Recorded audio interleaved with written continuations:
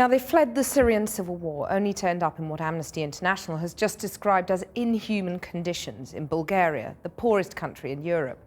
Some refugees are now threatening to go on hunger strike. Across Europe, the number of Syrians seeking asylum has doubled in the last year, while the numbers crossing into Bulgaria are 10 times higher than last year's average. As part of our series on the migrants who are heading for Europe, our Foreign Affairs correspondent Jonathan Rugman has been to Bulgaria to investigate. In a small town in Bulgaria, a refugee camp like no other in Europe. Over 1,000 Syrians are crammed into housing meant for just 400. Many of them have been living without electricity or hot water for weeks. And because there aren't enough prefab huts, some are facing winter in Bulgarian army tents. Whatever the horrors of war they left behind, nothing prepared these Syrians for a European welcome as warm as this. Jazia Al-Daim was a teacher, now finding herself sharing a tent with 3 Syrian families many miles from home. I have families back there, so I'm thinking about them all the time. It's not easy. I didn't say goodbye to my family, and I came here. I thought it would be much better, but I was wrong. Would you rather go back? Yes, if let us, I will go back today, before tomorrow. But there is no turning back. These families, mostly Kurds from northern Syria, have already paid smugglers €300 each to cross into Europe from Turkey. It can take up to a month to be registered as a refugee here. And then the Bulgarians give them just €1 a day each with which to feed themselves. Menal told me she and her children had fled from jihadist groups and that their home was bombed. Rashid was once a tour guide in Damascus. His own tour of Europe has not started well. We come in here, it's different. Not what we think or what we have in dream or something like that. That's a big problem for us. But what we can do, we are in here now. You're trapped? Yes. Rashid walked for 10 hours to reach Bulgaria, one of a steady stream of Syrians caught here on heat-sensitive cameras by Bulgarian police. Here the border guards are waiting to ambush new arrivals.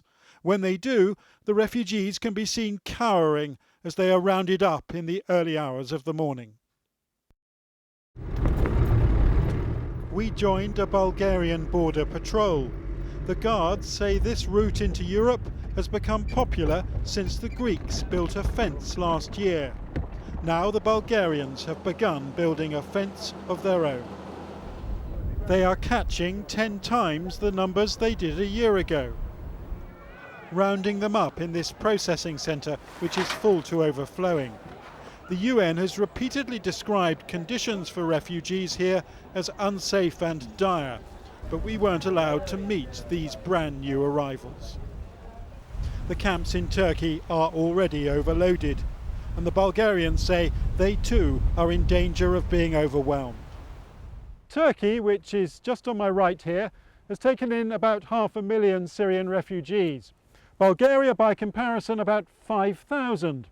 But this is Fortress Europe at a time of austerity, and the presence of some 5,000 Syrian refugees has become one of the biggest political issues of the day here.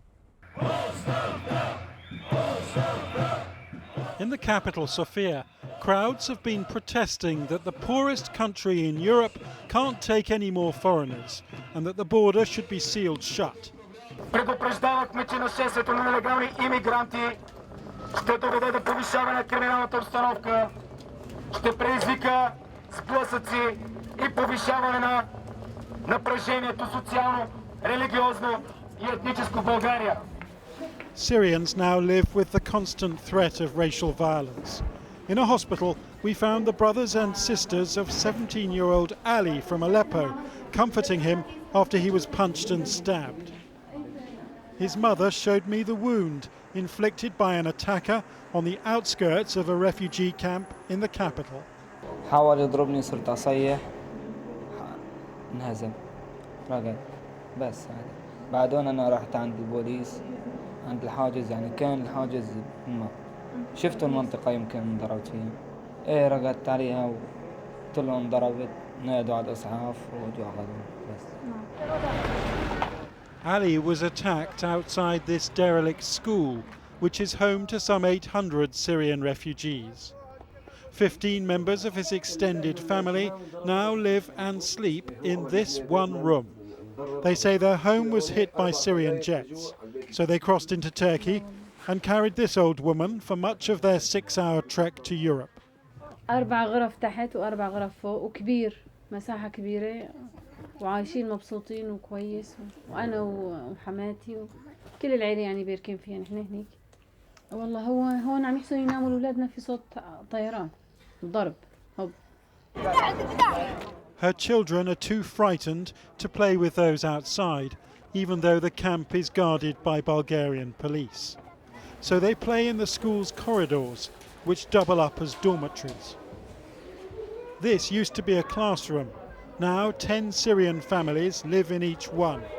There is no laundry and no kitchen either, not even a sink to wash the dishes. Bulgarians are poor, this woman said. They can't be expected to help us. Other nations should. An avenue of homes screened off with the help of tree branches, even though EU law demands a dignified standard of living for refugees. There is a barber, though, who says he has no regrets coming here, escaping the shadow of Syria's civil war. But the camp's Bulgarian commandant complains that there are no doctors, with ambulances several times a day ferrying off the sick.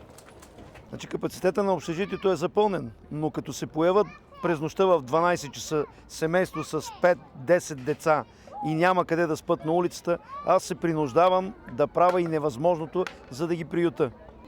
Yet none of this reflects well on Bulgaria, accused of keeping conditions deliberately awful to deter more Syrians from coming. You've got a situation here where you have Syrian refugees who are living with no heating, no electricity, no running water, no doctors in the camp. Isn't that a disgrace for a European country? В момента работиме да бъде прокарана вода, да бъде електричество снабдено. Да, действително, това разчитаме повече на европейската солидарност и ако има възможност за релокация на част от тези лица. Вие знаете, че България е една от страните с най-нисък брутен вътрешен продукт на глава от населението. For me, as a Bulgarian, I'm really ashamed of the conditions that we put these people to, because these are people fleeing from war. And but this is a poor country. That's what a lot of Bulgarians would say. I mean, come on. It is a poor country, that's right. But I mean, we should be able to provide at least basic standards to these people, at least some hospitality and some basic things like, feeding them, keeping them warm, and giving them the medical, attention they need. Europe was a dream for these refugees. Now seeking sanctuary here seems like a desperate gamble. And faced with conditions like these, their journey west in search of a brighter future will surely begin again. Jonathan Rugman, Channel 4 News, Bulgaria.